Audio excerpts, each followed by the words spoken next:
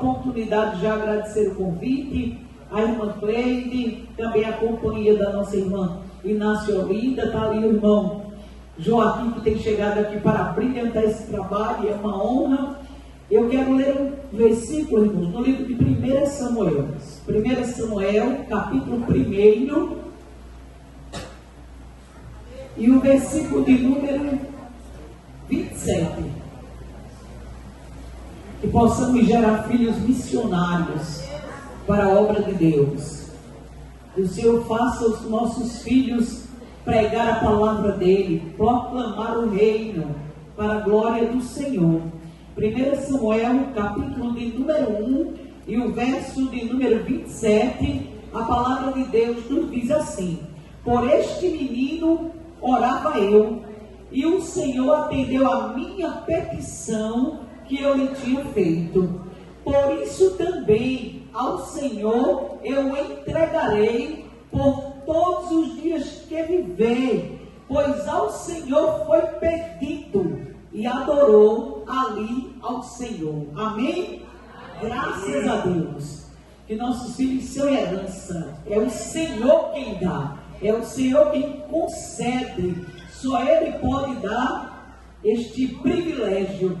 Irmãos, nós lemos aqui na palavra de Deus um trecho bem conhecido que fala sobre Ana. E todos conhecem o grito desta mulher, desta mãe, que por muitos anos desejou, e havia um impedimento, uma impossibilidade. Ana era estéril, não gerava filhos, e principalmente naquela época isso era uma marca de maldição, ao contrário de ser abençoada, era não ter o direito de deixar a sua família, o seu nome, ele trazer as gerações futuras. E Ana sentia essa dor na alma por não ter filho, e era um problema de Ana, era tão sério, principalmente porque a ciência ainda não tinha o desenvolvimento que hoje ainda há tantos tratamentos quando há alguma bronca, algum problema para gerar, mas já existem mais facilidades, existem meios, mas naquela época era muito mais difícil quando havia um problema como este. E Ana é uma mulher que teme a Deus, que serve ao Deus dos céus, que adora ao Senhor, e uma forma, irmão, cultural de adorar ao Senhor era e é ainda o templo. Templo é lugar de encontrar Deus, de falar com Deus. Não é o único lugar que encontramos Deus, mas era característico de toda a nação se reunir no templo para adorar o Senhor.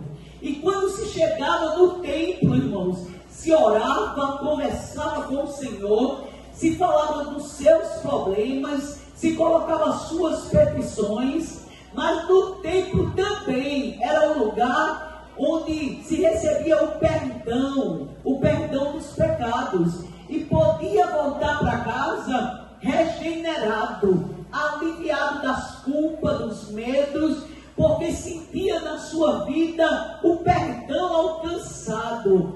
Sentindo o perdão, ele sentia Deus perto, sentia Deus na vida e podia assim continuar a jornada. Só que não havia templo em cada rua, em cada bairro, tão perto como hoje. Hoje, em todos os bairros que passamos, nós vemos igrejas erguidas para cada gosto. Existe N denominação, mas antes não era assim.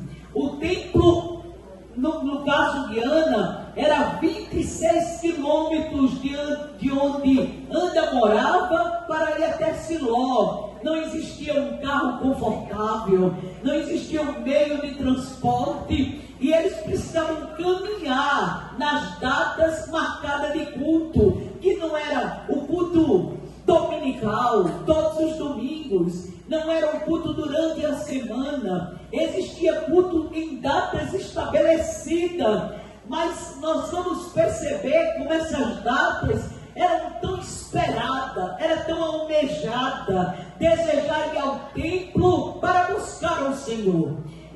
A Bíblia diz que quando Se está cheio, até o doce é amargo para a barriga farta. Até o doce se torna amargo.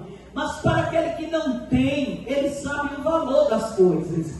Eu vi o pastor Rinaldo Lindório dando um testemunho, um grande missionário nosso, que passou o ano retrasado lutando com câncer, e ele estava pregando na África em algumas aldeias, e ele falou que a Bíblia lá não é liberada, e eles entregam páginas discretamente, para que as pessoas tenham acesso à Bíblia e possam conhecer.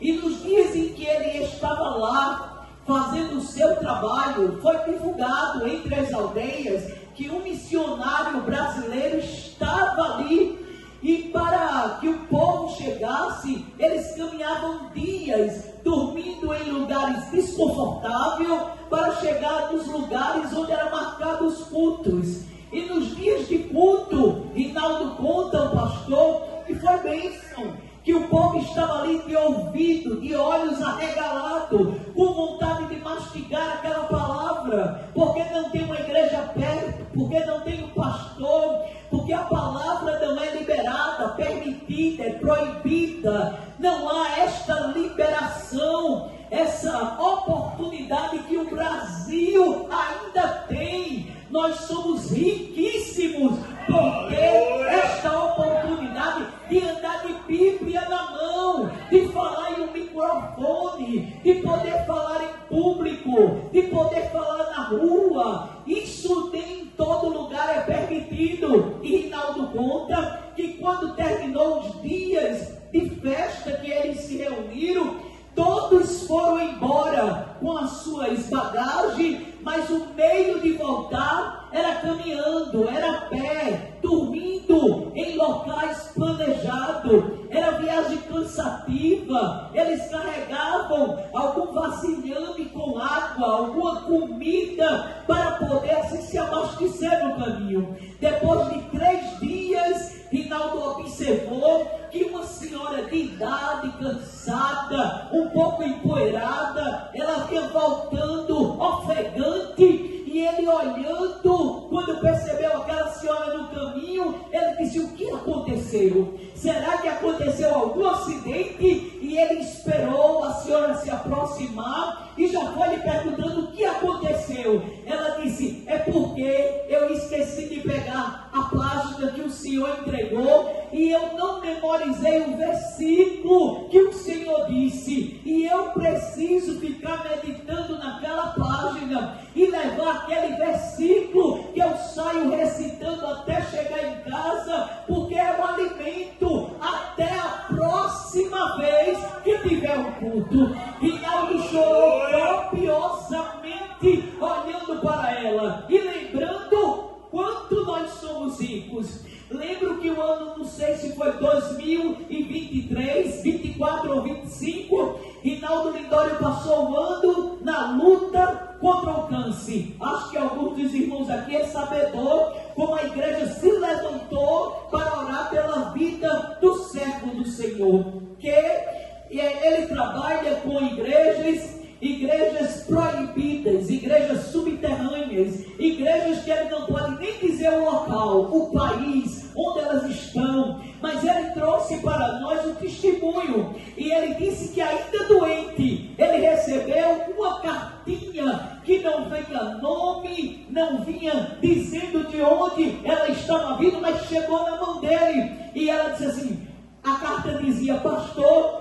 nós não podemos mais pregar de Jesus, porque as leis aqui mudaram. E agora é assim, que se alguém for pego falando da sua lei para uma pessoa de outra lei, ele agora é morto. Porque antes ele passava 3 meses preso. Ou seja, a lei era que quem fosse pego falando da sua lei para uma outra pessoa de outra lei, ele pegava prisão de 3 meses. Mas a lei agora, ela veio muito séria, é sentença de morte para quem falar desse tal homem chamado Jesus. E Rinaldo disse que foi lá, marcou uma reunião secreta com os líderes e se reuniram. estavam lá. Quando chegou lá, era a mão na cabeça, era preocupação. Ele disse que os líderes andavam de um lado para o outro, querendo uma solução para aquela situação. Era um país carente e de ouvir falar de Jesus. Mas quem vai? Quem vai? Quem irá falar com tanta proibição? E ele, olhando para os líderes, perguntou: qual a estratégia? O que faremos agora? Paramos? Não podemos mais pregar? E o líder daquele país se levantou na reunião e disse para Rinaldo: eu já tenho a resposta. E ele disse: o que faremos? Nós vamos continuar. E o que acontecer, vai acontecer. Mas nós estamos na mão de Deus. E Ele vai cuidar de nós, ou vivos ou mortos. Evangelho é exatamente isto. Evangelho não é o homem em busca de Deus. Isso é religião. Evangelho é Cristo em busca do homem. A Bíblia diz que não fomos nós que escolhemos Ele, foi Ele que nos escolheu. Por isso que é Evangelho. Tem risco, tem perigo, tem desafio, mas por Ele a gente renuncia as dores, renuncia tudo aquilo que nos proíbe, que nos impede de chegar perto dEle. Nós percebemos neste capítulo que Ana era uma mulher que temia e que amava o Senhor. Mas os perigos, irmãos, as dores, era tanta que a Bíblia diz, pela lei de Hammurabi, não a Bíblia, essa lei que imperava naqueles dias, que um homem que tinha uma mulher estéril, ele tinha o direito, por lei, de tomar uma outra mulher para que o seu nome pudesse prosseguir. A mulher para gerar, para procriar. Portanto, Ana sendo estéril, a Elcana, que era o marido desta mulher, fora que toda a cultura e toda a lei e tudo mais, mas Elcana, ele estava autorizado até pela lei para ter outra mulher, porque caso Elcana, casado com Ana, viesse a falecer, o seu nome se apagaria na história. E para isso não acontecer, era e é preciso ter filhos, porque então a família, a geração prossegue. E Elcana tinha autorização por lei, e ele tinha uma mulher chamada Penina, e a Bíblia diz que Penina tinha muitos filhos, mas Ana não tinha, não gerava. Sabe o que acontecia? Todos os anos, Ana, Penina, Elcana e os filhos iam lá para Siló. Irmãos, era um dia de festa, era um dia para ir adorar o Senhor, era um dia para ir adorar ao dono do céu. Mas encontrar Penina é um desafio muito grande. Quando você lê esse relato, você vê que de fato andar com Penina é uma complicação tremenda, porque Penina é desafiadora, porque Penina, ela vai tentar irritar, provocar, roubar a paz. E para Ana prosseguir, ela precisa saber para onde vai, ela precisa saber o que vai fazer, ela precisa saber o que ela está fazendo, o que representa o templo para ela, porque senão ela volta, ela não vai. A Bíblia diz que Penina era uma infeliz, irmãos, de uma tal forma que tirava a fome. A Bíblia diz assim, ela irritava a tal ponto que tirava a fome. Você já teve tristeza que você perde o sono, a fome? Também tem ao contrário disto, aquele que é nervoso, irritado, ele come bem muito. Os dois caminhos são caminhos de irritação, de nervosismo, de uma falta de estabilidade. O que interessa é que Ana conseguia roubar a paz, conseguia desestruturar, conseguia roubar a fama, a fome, mas ela não conseguia tirar um objetivo maior. Ana nos mostra na palavra que o que ela carece, que o que ela precisa é maior do que a ira, o ódio, a presença de Penina.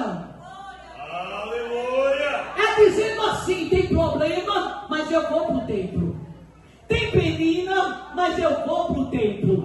E se você ler esse histórico, irmãos, você vai ver que não só é chegar no templo e é tudo mar de rosa. No templo também tinha problema. No templo tinha homens indignos de se olhar para ele. No templo tinha os filhos de Eli, que eram sacerdotes da época. E a Bíblia diz que o nome de um era Ófine e Finéias. Eram homens sem testemunhos, eram homens sem temor a Deus. A Bíblia sabe como é que os descreve? Filhos de Belial, homens sem temor, homens sem noção, homens imoral, homens indecentes, homens que causam escândalo no meio do povo de Deus. Agora olha Ana, irmãos, diante de uma dor, de um sofrimento, cada ano querendo gerar, e Penina multiplicando a sua força. É como dizendo assim: para que eu vou orar se nada acontece? Para que eu vou continuar orando se nada muda? Para que eu vou continuar se o meu inimigo prospera, se o meu inimigo avança, se a cada dia o meu inimigo recebe bênção e a minha situação é a mesma? Para que ir para o templo se eu não recebo exemplos de todo? Se acontece escândalo, se nem toda notícia me agrada, se tem pessoas que não é exemplo para mim. Mas Ana nos mostra nesta palavra que não é Penina, que não é o sacerdote, que não é os escândalos, que não é o problema. Ana vai falar com aquele que tem um ouvido para ouvir a sua dor.